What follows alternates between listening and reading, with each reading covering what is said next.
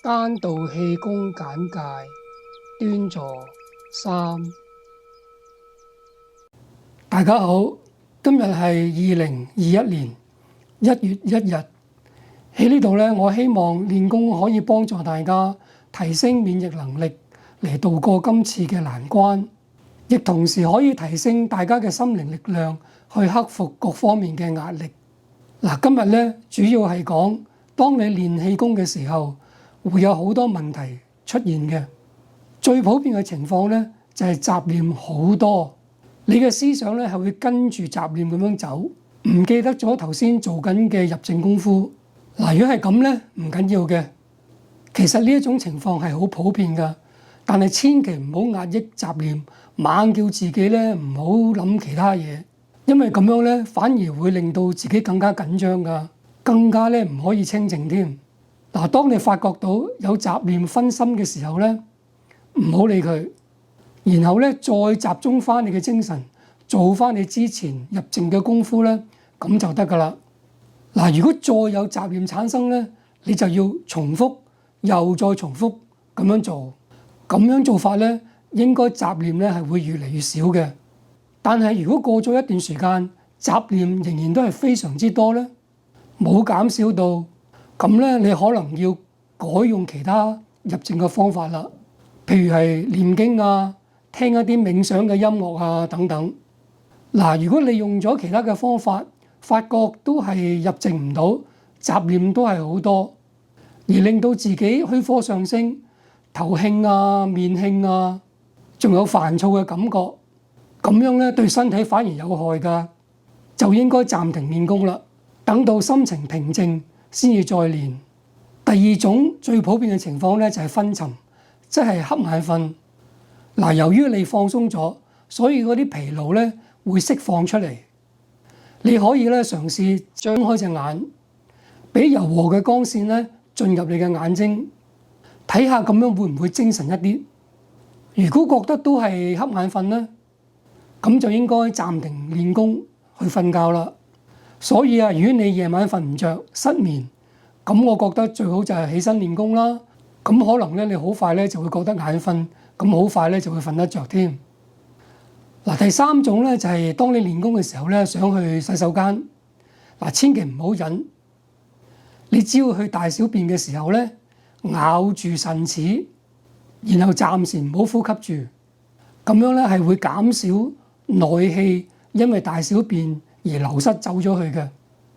嗱，腎齒咧就係最後嗰3隻大牙，咁左右上下夾埋咧總共有12隻。嗱，第四種咧就係當你打坐嘅時候，覺得好靜啦、好舒服啦，突然間俾一下大嘅聲音咧嚇親，咁你嘅身體咧可能會震一震嘅，咁樣咧可能會令到你嘅內氣咧混亂嘅喎，同埋唔舒服。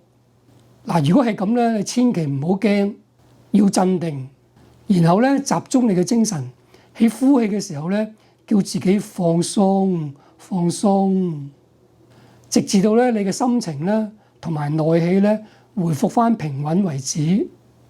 嗱，第五種咧就係當你練功嘅時候咧，係會有麻、脹、癢、酸、痛嘅感覺嘅。麻脹咧係你練功嘅時候內氣加強咗嘅現象，而痕癢咧就係當內氣行走有阻塞嘅經絡嘅時候所產生嘅感覺。嗱，如果覺得痕咧，唔好去拗佢，因為咁樣咧，你係會擾亂咗嗰啲內氣行走嘅。而酸痛咧，就係你身體有舊患，啲內氣咧正在想打通你嗰啲經絡嘅時候，刺激翻嗰啲舊患，產生翻呢一個酸痛嘅感覺。嗱，呢一啲咧係好正常嘅，係細胞復修嘅過程。中醫咧就叫做好轉反應。嗱，我咧就極力推薦大家上網睇下好轉反應嘅詳細資料，因為咧有啲人睇中醫遇到好轉反應，以為咧個病情更加嚴重咗，咁就停止咗醫治啦。咁樣咧實在係非常之可惜嘅。但係咧亦都有啲中醫，你寒症咧就當熱症咁樣醫法。咁而令到咧病情更加嚴重。所以咧，你係要去揾一啲有信譽嘅中醫。嗱，通常一般嘅情況咧，應該食第3、4劑咧就開始會見效㗎啦。嗱，最好咧就係揾多2、3個中醫問清楚自己嘅情況，比較一下。嗱，喺呢度咧，我想推薦2位我認識好多年嘅中醫朋友，佢哋咧都係好熱愛醫學嘅，係負責任嘅好中醫。咁一陣間咧，我會將佢哋嘅名寫喺下邊。咁你只要上網打佢哋嘅名咧，就可以揾到佢哋嘅資料㗎啦。嗱，講翻轉頭啦，好轉反應嘅咧，其實係好現象嚟㗎。你千祈唔好擔心，等到啲經絡打通咗咧，咁酸痛咧就會消失㗎啦。咁當然啦，你梗係要仔細咁去分析，究竟係你嘅姿勢唔正確令到你酸痛啊，定係因為舊患而酸痛咧？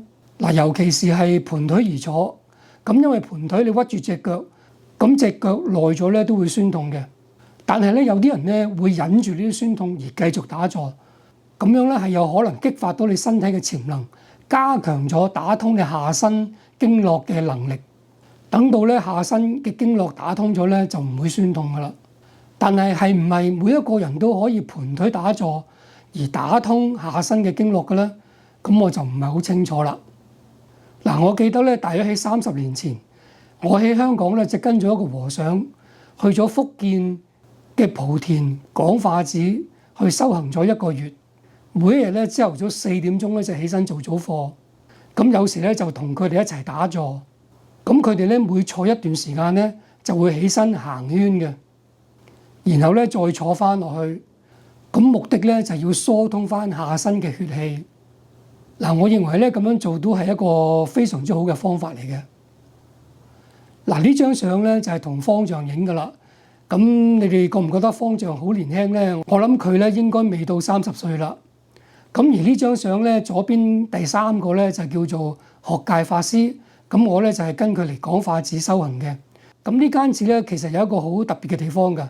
咁佢哋咧係有好多年輕人出家，咁有好多咧其實都未到20歲嘅。嗱，第6種咧就係當你嘅內氣加強咗，係會產生自發動功嘅。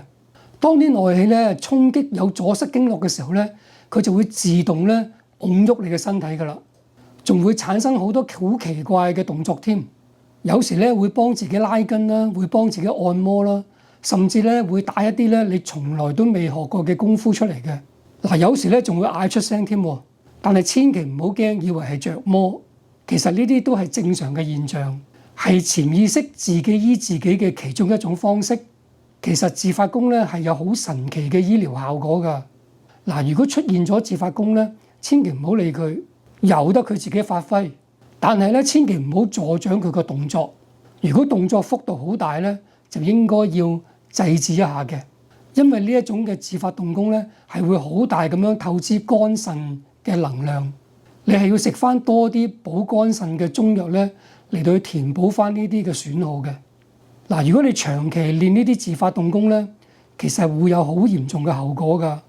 有可能啲內氣會走錯咗經絡啦，或者耐咗之後啲動作控制唔到啦，造成咗嚴重嘅氣功偏差。所以咧，我係唔鼓吹長期咁樣練自發動功嘅。嗱，關於呢一點咧，我第日再講多啲。咁呢一節咧就到此為止啦。咁下一節咧就將會講練功時候嘅良好反應。咁多謝各位收睇，再見。